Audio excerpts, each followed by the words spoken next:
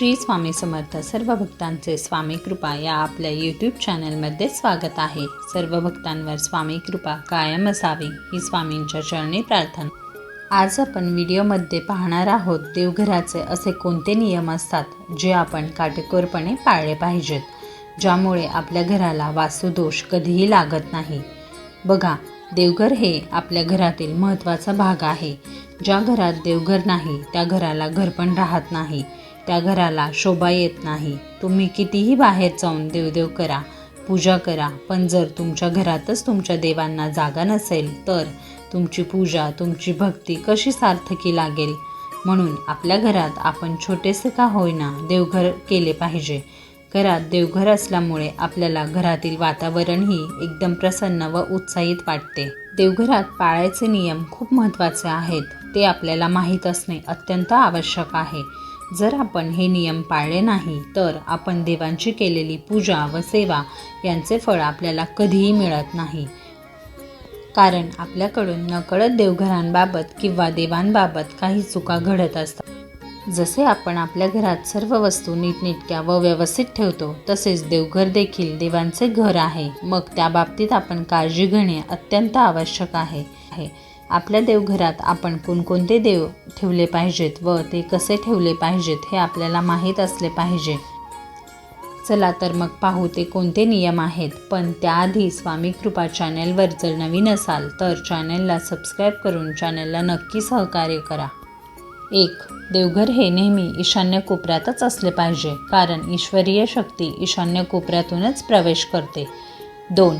देवघरात प्रकाश व्यवस्था व हवा खेळती राहील याचाही तुम्ही विचार करूनच देवघर बांधावे। 3. देवांची पूजा रोज सकाळी लवकर करावी, तसेच देवांना रोज ताजी फुलेच वाहावीत। 4. देवघर नेहमी स्वच्छ व प्रसन्न ठेवायचे असते, देवघरात कधीही धूळ साचून देऊ नये। 5. देवघरात कोणत्याही एकाच देवांची एकापेक्षा जास्त मूर्ती किंवा फोटो कधीही ठेवू नये। 6. देवघर हे नेहमी लाकडाचेच असावे। 7. देवघरातील देवाऱ्यावर कळस कधीही असू नये। 8. देवघरात 1, 3, 5 अशा पायऱ्या असाव्यात। 9. देवघर कधीही भिंतीवर अडकवून ठेवू नये। 10. देवघरांमध्ये गंध, धूप, अगरबत्ती, तूप या साहित्यांचा विचार करूनच देवघरांचे कप्पे बनवावेत। 11. देवघराच्या सजावटीचे सामानही तिथेच राहील याचा नीट विचार करूनच तुम्ही देवघर बांधावे। 12. देवघरातील दिवे व समई या नेहमी दक्षिण पूर्व दिशेला असाव्यात, तसेच तुपाचा दिवा हा नेहमी उत्तर पूर्व दिशेला असावा। 13. पूजाघरामध्ये नेहमी प्रसन्न वातावरण राहील याची तुम्ही काळजी घेतली पाहिजे। 14. समईच्या ज्योतीवर निरांजन किंवा दुसरा कोणताही दिवा कधीही पेटवायचा नाही। 15. समईमध्ये 3 वाती कधीही लावू नये, एकतर 2 वाती लावाव्यात किंवा एकच वात लावली तरीही चालते। 16. देवांना आपण जेव्हा गंध लावतो तेव्हा तो गंध करंगळी शेजारील बोटाने लावायचा असतो। आपल्या पितरांच्या म्हणजेच पूर्वजांच्या फोटोला अंगठ्या शेजारील बोटाने गंध लावावा आणि स्वतःला मधल्या बोटाने व इतरांना अंगठ्याने गंध लावावा। 17. आपण देवांना जी फुले वाहतो म्हणजे जे निर्माल्य बनते ते पुन्हा वापरात कधीही आणायचे नसते, ते नेहमी वाहत्या पाण्यामध्ये प्रवाहित करायचे। 18. आपण देवघरात जी समई लावतो व निरांजन लावतो त्यात तेल व तूप कधीही एकत्र घालू नये, तेलाचा दिवा वेगळा असावा व तुपाचा दिवा वेगळा लावावा। 19. देवघरात तडा गेलेली अथवा तुटलेली मूर्ती किंवा फोटो कधीही ठेवू नये। 20. देवाऱ्यातील सर्व मूर्तींची तोंडे पश्चिम दिशेलाच असावीत। 21. देवाऱ्यात टाक असल्यास ते पंचधातूचेच असावेत। 22. देवघरात शंख असल्यास शंखाचे निमुळते टोक हे दक्षिणेकडे असावे। 23. देवघरात यंत्र असल्यास ती कधीही उभी मांडू नयेत, ती जमिनीवर समांतरच मांडावीत। 24.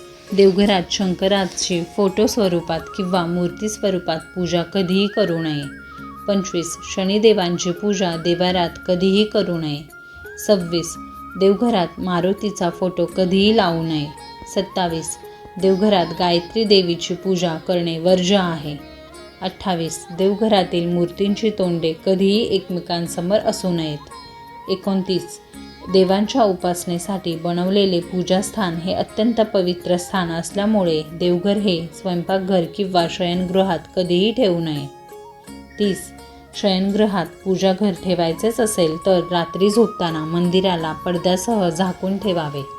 31. पूजेचे घर कधीही शौचालय किंवा स्वयंपाकघराच्या पुढे बांधू नये. तसेच शिडीखाली सुद्धा देवघर असू नये. 32. आपण देवघरात किंवा मंदिरात जी स्तोत्रे किंवा मंत्र म्हणतो ती मोठ्या आवाजात कधीही म्हणायची नाहीत. जप करताना देवांचे नामस्मरण शांततेतच करावे. 33. मारुतीची मूर्ती किंवा फोटो देवघरात कधीही ठेवू नये, कारण मारुती हे ब्रह्मचारी असल्यामुळे त्यांची मूर्ती देवघरात ठेवायची नसते. त्यांची मूर्ती जर देवघरात ठेवली तर घरातील 3ऱ्या पिढीचा वंश खंडित होण्याची शक्यता असते. 34. आपल्या देवघरात आपल्या कुलदेवतेचा व कुलदेवीचा एक फोटो किंवा एक मूर्ती असणे अत्यंत आवश्यक आहे.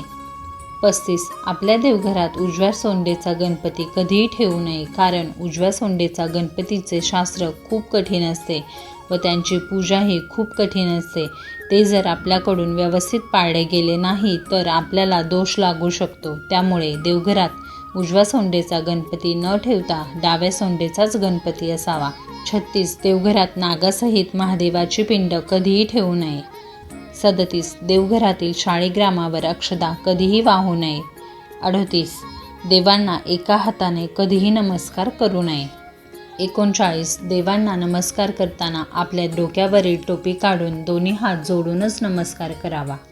40. देवघरात देवांना नैवेद्य दाखवताना नैवेद्याच्या पानात किंवा ताटात मीठ कधीही वाढू नये. त्याचप्रमाणे कांदा, लसूण, लिंबू देखील वाढू नये, कारण हे सर्व पदार्थ तामसी पदार्थ आहेत. तामसी पदार्थ देवांना कधीही चालत नाही. 41. कोणीही भेट म्हणून दिलेले देव किंवा देवांचे फोटो, सापडलेले देव तसेच बुडीत घराण्यातून आलेले देव आपल्या देवघरात ठेवू नयेत, कारण आपण त्या देवांची जी काही सेवा किंवा पूजा करतो ती आपल्याला लागू पडत नाही. ती सर्व सेवा ज्यांचे देव आहेत त्यांना लागू पडते.